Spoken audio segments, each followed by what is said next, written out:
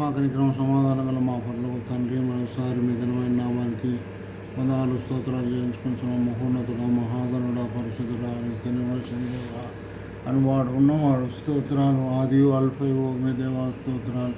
ఇదిగో మృతురీతిని కానీ ఏకైకములకు నేను సజీవుడునై ఉన్నాను. రాయించండి లేక వారు స్తోత్రాలు. గత రాత్రి కాలం అంతా మంచి నిద్ర, మంచి విశ్రాంతి చేయండి స్తోత్రాలు. ఉదయకాలంలో మరొక నూతన దినములో ప్రవేశపెట్టినారు. మా ఆయుష్, మా బ్రతుకును, మా జీవాన్ని పొడిగించిన దాని బట్టి స్తోత్రాలు. సజీవులే కదా దానిని స్తుతించని సరించినారు. ఈనాడు సజీవులుగా ఉన్నామంటే కేవలం నీ కృప, నీ కనికరమును, దయ, నీ వాత్సల్యం బట్టి వందనాలు స్తోత్రాలు చేయించుకుంటున్నా. ఈ యూట్యూబ్లో వాక్యం పరిచయం చేస్తుండగా నీ సహాయం, మీ యొక్క కృపను దయచేయండి, కనికరం దయచేయండి. నాకు మొరపెట్టము, నీకు ఉత్తరం ఇచ్చేది, నీకు గ్రహింపలేని గూఢమైన సంగతులు, గొప్ప సంగతులు తెలియజేస్తానని వాగ్దానం చేసినారు. వాగ్దానం నెరవేర్చి మీరు ఘనత ఆరోపించుకుని సమస్తం చేతికి అప్పగించుకోవచ్చు. యేసుక్రీస్తు పరిశుద్ధ నామమున స్తుతించి ప్రార్థించి వేడుకుంటున్నాం తండ్రి, ఆమేన్. యేసుని నమ్మెడి వారు ఆయన ఉచిత కృపతో నీతిమంతులయ్యెదరు. యేసుని నమ్మెడి వారు ఖర్జూరపు చెట్టు వలె మూవెయు చుండెదరు. ఖర్జూరపు చెట్టు వలె మూవెయు చుండెదరు. ఖర్జూరపు మాటలతో రక్షణకై స్తుతించెదరు. ఖర్జూరపు మాటలతో రక్షణకై స్తుతించెదరు. యేసుని నమ్మెడి వారు ఆయన ఉచిత కృపతో నీతిమంతులయ్యెదరు. యేసుని నమ్మెడి వారు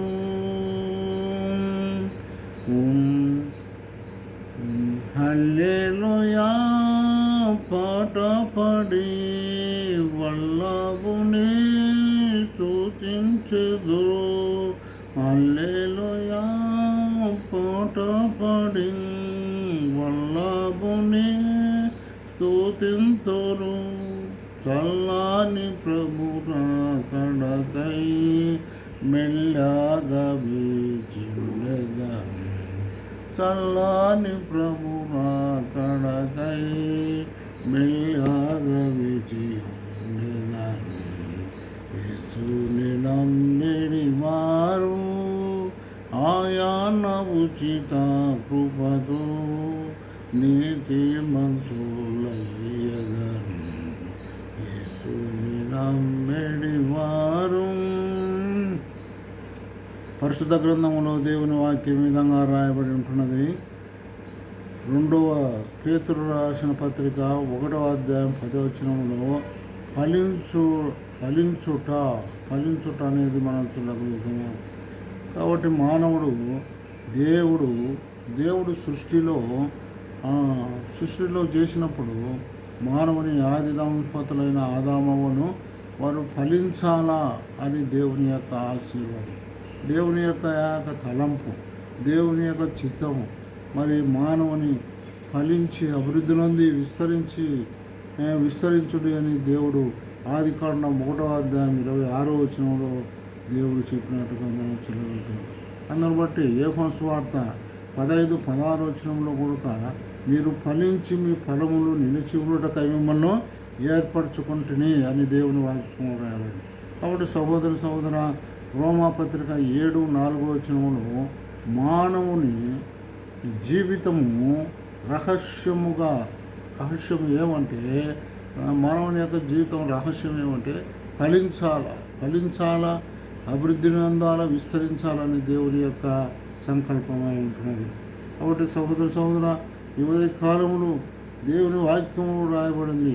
మరి కీర్తనల గ్రంథం 1వ అధ్యాయం 1వ వచనం 2వ వచనంలో దేవుని నమ్మని వాడు పుట్టువలే చెదరగొట్టబడును. దేవుని నమ్మిన వాడు నీటి కాలువల ఎవరన నాటబడిన చెట్టు వలె ఆకువాడగా పచ్చగా ఉండు చెట్టు వలె ఉంటానని దేవుని వాక్యం రాయబడింది. దేవుని వాక్యంలో ఈ విధంగా రాయబడింది. గలతీయులకు రాసిన పత్రిక 5వ అధ్యాయం 22వ వచనంలో ఏమని రాయబడింది అంటే ఆత్మ ఫలాలు రాయబడినది. ఆత్మ సంబంధమైన ఫలాలు ఫలించాలని దేవుని వాక్యం రాయబడింది. కాబట్టి సహోదర ఇంకా దేవుని వాక్యం రాయబడింది. ఫిలిప్పీయులకు రాసిన పత్రిక 3:9 నుండి 10 వచనాలకు చదువుకుంటే నీతి ఫలములు అక్కడ రాయబడినట్టుగా మనం చూడగలుగుతాం. కాబట్టి మానవుడు ఫలించాలని దేవుని ఉద్దేశంగా ఉంటున్నాడు. కాబట్టి సహోదర రక్షింపబడిన నీవు నేను మరి ఫలించాలని దేవుని యొక్క ఆశ కలిగి ఉంటున్నాడు. కాబట్టి సమరేశ్వరి చూసినట్టయితే ఆమె ఒక్కతి తన జీవితం అంతా యాకోబు బావి దగ్గర యేసుక్రీస్తు ప్రభువారు ఆమె నీళ్ళకు వచ్చినప్పుడు యేసు ప్రభువారు ఆమెతో మాట్లాడి ఆమె జీవితంలో జరిగిన రహస్యము బయలుపరచుట ద్వారా ఆమె యేసు ప్రభువును నమ్ముకొని అనేకులను మరి యేసు ప్రభు సన్నిధానంలో మరి దగ్గరికి తీసుకొని వచ్చినట్టుగా మనం చూడగలుగుతున్నాం. ఈయన నిజముగా లోకరక్షకుడు, మా మటుకు మేము గ్రహిస్తున్నాము అని దేవుని వాక్యంలో రాయబడినది. మొట్టమొదటిగా యోహాను సువార్త 4:39 వచనంలో మరి ఆమె ద్వారా అనేకులు యేసు ప్రభు దగ్గరికి వచ్చినారు సమరయులు. అయితే 42వ వచనంలో యోహాను సువార్త 4:42 వచనంలో చూసినట్లయితే మా మటుకు మేము ఈయన నిజముగా లోకరక్షకుడని తెలుసుకుని వచ్చినామని గ్రహించగలం. కాబట్టి సహోదర దేవుని బిడ్డవైన నీవు నేను, దేవుని యందు శ్వాస ఉంచిన నీవు నేను, రక్షింపబడిన నీవు నేను మరి అనేక ఆత్మలను దేవుని సన్నిధానంలో నడిపించాలని దేవుని యొక్క ఉద్దేశమై అదే ఫలించుటని దేవుని వాక్యం రాయబడింది. రెండవదిగా మనం చూసినట్లయితే కొలస్సీయులకు రాసిన పత్రిక 3:9 వచనంలో సత్క్రియలు కలిగి ఉండాలని దేవుని వాక్యం రాయబడింది. అందుకే యోహాను సువార్తలో 15:4 వచనంలో రాయబడింది, నా యందు మీరును మీ యందు నా మాటలు నిలిచి ఉంటే మీరు ఫలించుతారని దేవుని వాక్యం రాయబడింది. కాబట్టి సహోదర మొట్టమొదటిగా మనం చూడగలిగినాం ఫలించుటని. రెండవదిగా నీతి ఫలాలు సత్క్రియ ఫలాలు ఫలించాలని, పాపల కొరకు ఫలించుట, కాచడి చెట్టు ఫలించుట, అడవి ద్రాక్ష చెట్టు ఫలించుట, విశ్వాసము గలవాడు ఫలించుట. ఈ విధంగా ఫలించే తీగలు ఎక్కువగా ఫలించాలని దేవుని వాక్యం రాయబడింది. ఇంకా దేవుని వాక్యం రాయబడింది రోమా పత్రిక 10:20 వచనంలో మరి రాయబడింది. యోహాను సువార్త 15:2 వచనంలో రాయబడింది. అది ఫ్రీగా ద్రాక్షవల్లిలో అంటి ఉంటేనే కానీ మరి కాండమునకు అతుకబడి ఉంటే కానీ అది ఫలించలేదని రాయబడింది. మరి హెబ్రీయులకు రాసిన పత్రిక 12:7 వచనంలో రాయబడింది. మరి అనేకులు అక్కడ విశ్వాస వీరులు మరి వారిని గూర్చి రాయబడినట్టుగా మనం చూడగలం. కాబట్టి సహోదర యువత కాల సమయంలో నీవు నేను ఫలించగలుగుతున్నామా? మూడోదిగా మనం ఫలించాలంటే దేవుని వాక్యంలో రాయబడింది యోహాను సువార్త 15:3లో పవిత్రులు ఫలించుతారు అని దేవుని వాక్యం రాయడం. దేవుని వాక్యంలో 1 యోహాను 1:17 వచనంలో యేసు రక్తం ప్రతి పాపమును కడిగి మనల్ని పవిత్రులుగా చేయను అని దేవుని వాక్యం రాయబడి. కాబట్టి సహోదర నీ పాపాలు నా పాపాలు కడుక్కొని దేవుని బిడ్డలుగా తీర్చబడి రక్షణ బాప్తీసం పొంది తర్వాత ఆయన కొరకు మనం జీవించినప్పుడు ఆయన వాక్యం చదువుతూ ఆయన సన్నిధానంలో మరి ప్రార్థన చేస్తూ ఆయన సన్నిధిలో మనం కనిపెట్టినప్పుడు మనం ఫలించేవారుగా ఉంటామని దేవుని వాక్యం రాయబడింది. యోహాను సువార్త 15:9 వచనంలో రాయబడింది, ఆయన ఆజ్ఞలు గైకొన్నప్పుడు మనం ఫలిస్తామని దేవుని వాక్యం రాయబడింది. కాబట్టి సహోదర మరి సౌలు అయితే 1 సమూయేలు 15:22 వచనంలో సౌలు మరి సమూయేలు చెప్పిన ఆజ్ఞలను నెరవేర్చక అమలేకీలందరినీ నిర్మూలన చేయమంటే వారి నిర్మూలన చేయకుండా మరి ఏం చేసినాడంటే మంచి వాటిని పెట్టుకొని మరి పనికిరానేటన్ని వధించినట్టుగా మనం చూడగలుగుతున్నాం. కాబట్టి సహోదర యెషయా గ్రంథం మరి గ్రంథంలో రాయబడింది, అక్కడొక్కడ ఆజ్ఞలను నెరవేర్చినప్పుడు మనము ఫలిస్తామని దేవుని వాక్యం రాయబడింది. ఇంకా దేవుని వాక్యంలో మనం చూసినట్టయితే ఆయనను ప్రేమించడం ద్వారా మనము ఫలిస్తాము. ఆయనను ప్రేమించాలి. దేవుని వాక్యంలో రాయబడింది యోహాను సువార్త 15:9 ఆయనను ప్రేమించాలి.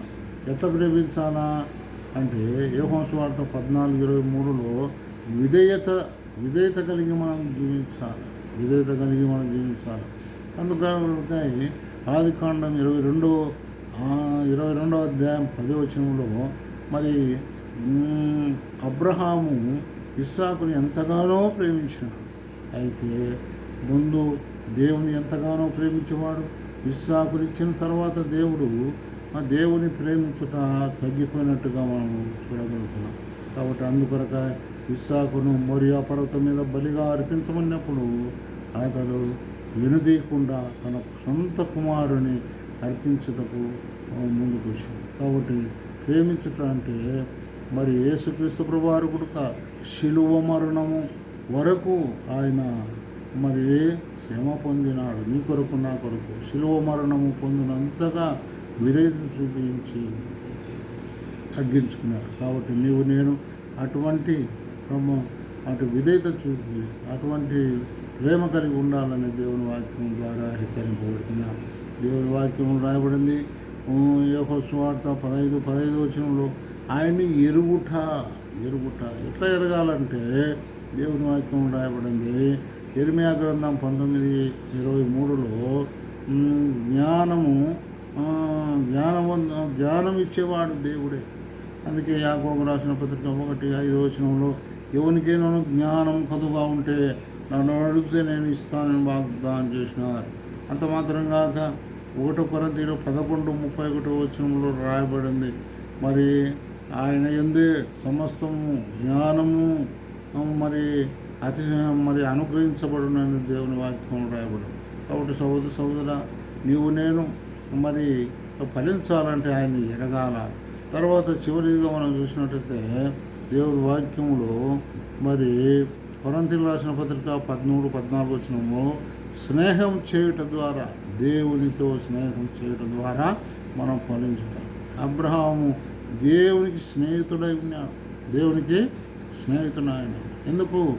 ఆయనతో పాటు నడిచినాడు. ఆయన ఆజ్ఞలను నెరవేర్చినాడు. ఆయనకు సన్నిహితుడిగా జీవించగలిగినాడు. అంత మాత్రం కదా అపోస్తల కార్యం 2:42 వచనములు ఆయన మరి అపోస్తల బోధ ఎందును సహవాసం ఎందును రొట్టె విడిచటెందును ప్రార్థన చేయటం ఎడతెగగా ఉండిరి అని దేవుని వాక్యం రాయబడింది. కాబట్టి సహోదరుగా ఈ ఉదయకాల సమయంలో మనం ఆయనలో మనం ఫలించాలంటే మొట్టమొదటిగా మనము ఆయనలో మరి ఏమని రాయబడింది మనం ఫలించుటకు దేవుడు నన్ను ఏర్పాటు చేసినట్టు. కాబట్టి మనం ఫలించాలని దేవుని వాక్యం రాయబడింది. రెండవదిగా మనం చూసినట్టయితే సత్క్రియలు అనగా మంచి క్రియలు చేసి మనం ఫలించాలి. అందుకొరకు దేవుని వాక్యం రాయబడింది మరి మత్తయి సువార్త 5:16 వచనంలో మనుషులు మీ సత్క్రియలను చూసి మిమ్మల్ని ఆయన్ని ఎరుగునట్లు మీరు మరి సత్క్రియలు కలిగి జీవించాలని దేవుని వాక్యం రాయబడింది. మూడవదిగా పవిత్రుల జీవితంగా జీవించాలని. మనము పవిత్రత మనలో ఏమాత్రం లేదు. అయితే దేవుడే పవిత్రుడు. మరి మూడవదిగా మనం ఆయన ఆజ్ఞలను నెరవేర్చినప్పుడు మనము ఫలించగలుగుతాము. ఆయన్ను ప్రేమించినప్పుడు విధేయత చూపినప్పుడు మనం ఫలించగలుగుతాము. ఐదవదిగా మనం చూసినట్లయితే ఆయనను ఎరుగుట వలన మనం ఫలించగలుగుతాం. కాబట్టి సహోదర ఆరోదిగా మనం చూసినట్లయితే ఆయనతో సహవాసము కలిగి స్నేహితము కలిగి ఉండటం ద్వారా మరి మనం ఫలించగలుగుతాం. కాబట్టి సహోదర ఇంకా నువ్వు ఎక్కడైతే ఫలింపలేకపోతున్నావో, ఎక్కడైతే నువ్వు ఆత్మలను రక్షించలేకపోతున్నావో మరి దేవుని వాక్యంలో రాయబడింది మీరు సర్వలోకమునకు వెళ్ళి సర్వ సృష్టికి సువార్త ప్రకటించండి. నమ్మి బాప్తిసం పొందిన వారు రక్షింపబడి నమ్మని వారిని శిక్ష విధింపబడిన సెలవిచ్చినారు. కాబట్టి సోదర ఈ ఉదయకాల సమయంలో నువ్వు ఎక్కడున్నా సరే, మరి ఏ స్థితిలో ఉన్నా సరే, మరి నువ్వు రక్షణ పొందినావా? రక్షణ పొందింటే దేవుని స్తోత్రాలు. రక్షణ పొందకపోతే యేసు ప్రభువా నేను కూడా ఫలించాలని నాకు ఆశ కలిగి ఉంటుంది. నువ్వు నా కొనక ఆ పరలోకం మొదలుకొని భూలోకానికి వచ్చి ఆ కలువరి శిలువలో బలి అయి రక్తం కాల్చినారు. ఆ రక్తం ద్వారా నా ప్రతి పాపాన్ని ప్రతి దోషాన్ని కడిగినారు, పరిశుద్ధపరిచినారు, నూతనపరిచినారు. స్తోత్రాలు. నన్ను సహితము నీ పిల్లలుగా చేసుకో ప్రభా అని అడిగినట్టయితే దేవుడు క్షమించేవాడుగా ఉంటాడు.